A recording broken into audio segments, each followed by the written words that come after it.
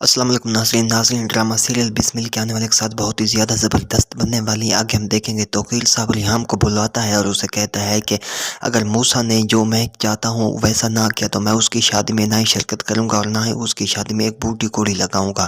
موسیٰ کے پاس اب صرف ایک ہی راستہ بچ گیا کہ وہ جا کر معصومہ سے معافی مانگے، تبھی اگر اس نے ایسا نہ کیا تو اس کے پاس کچھ بھی نہیں اسے ملے گا، نہ ہی آفس کی وہ پوسٹ اسے ملے گی۔ ریحام جا کر اپنے بیٹے موسیٰ کو ساری حقیقت بتا دیتی ہے۔ موسیٰ سن کر کافی پریشان ہوتا ہے اور وہ کہتا ہے میں کبھی بھی توقیر صاحب کے سامنے نہیں جھکوں گا۔ ریحام سمجھاتی ہے اگر تم نے ایسا نہ کیا تو نہ ہی وہ تمہاری شادی میں ایک بوٹی کوڑی لگائیں گے اور نہ ہی شرکت کریں گے۔ موسیٰ کہتا ہے کہ جو توقیر صاحب چاہتے ہیں ویسا بالکل بھی نہیں ہوگا۔ ریحام اپنے بیٹے کو سمجھاتی ہے کہ تمہیں مومل کو سب کچھ بتا دینا چاہیے، اگر تم نے نہ بتایا تو شادی کے بعد تمہاری شادی ٹوٹ جائے گی۔ موسیٰ کہتا ہے کہ میں اسے کچھ بھی نہیں بتاؤں گا ورنہ مجھ سے شادی نہیں کرے گی۔ ریحام یہی بات کہتی ہے کہ اگر تم نے نہ بتایا تو تمہاری شادی زیادہ عرصے تک نہیں چلے گی اور میں یہ نہیں چاہتی، اگر تمہاری شادی ٹوٹ گئی تو اس کی سب سے زیادہ خوشی معصومہ کو ہوگی۔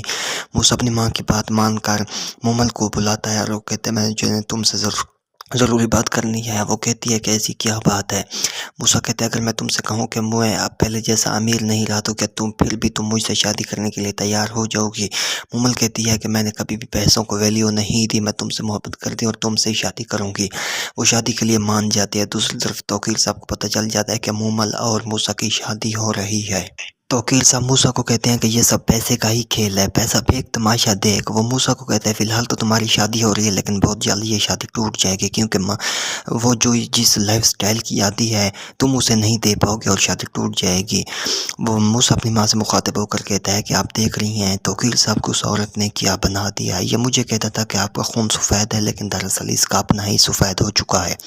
توقیر صاحب معصومہ کے پاس جاتے ہیں اور اسے بڑے پروٹوکول کے ساتھ معصومہ کو باہر کھانے پر بھی لے جاتے ہیں۔ معصومہ یہ سب دیکھ کر کافی خوش ہوتی ہیں کیونکہ اس توقیر نے معصومہ سے وعدہ کیا تھا کہ وہ بہت بڑے پروٹوکول کے ساتھ اسے لے جائے گا۔ معصومہ یہ سب دیکھ کر خوش ہوتی ہے۔ دوسری طرف موسیٰ کی شادی ہو رہی ہوتی ہے، توقیر صاحب بھی وہاں موجود ہوتے ہیں لیکن اس نے ایک پوٹی کوڑا بھی خرچ نہیں کیا ہوتا اور وہ یہ سب دیکھ رہے ہوتے ہیں کہ کس طرح سے ان کا پروگرام ہو رہا ہے۔ لیکن ریحام نے ایک بار پھر سے کہا تھا توقیر کو کہ تم نے اپنے بیٹے کی شادی کے لیے اتنے بڑے خواب دیکھے تھے لیکن اب تم کیا کر رہے ہو؟